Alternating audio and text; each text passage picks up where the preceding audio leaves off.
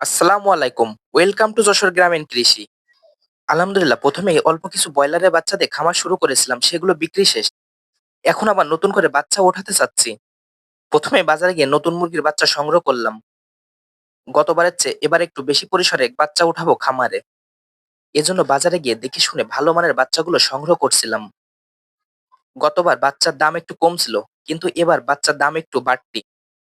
ছোট বাচ্চা নিয়ে আসার পর তাদের ব্রডিং এ দিতে হয়। এজন্য দরকার মুরগির লিটার, যেগুলো মিল থেকে সংগ্রহ করতে হয়।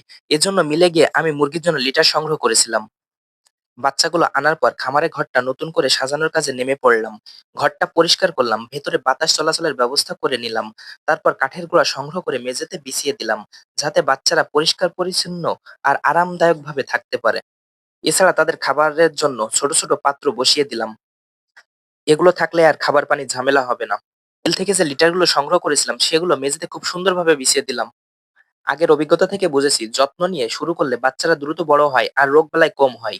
সব প্রস্তুতি শেষ হওয়ার পর একে একে নতুন বাচ্চাগুলো ঘরে ছেড়ে দিলাম। ওদের ডাকাডাকি আর ছোটাছুটি দেখে মনে হলো ঘরটা যেন নতুন প্রাণে ভরে উঠেছে। এখন প্রতিদিন সময় মতো খাবার দিতে হবে, পানি পরিষ্কার রাখতে হবে, ভ্যাকসিন আর ওষুধ দিতে হবে।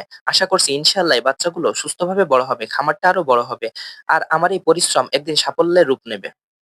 সবাই সুস্থ থাকবেন, ভালো থাকবেন এবং যশোর গ্রামীণ কৃষির সাথেই থাকবেন। ধন্যবাদ।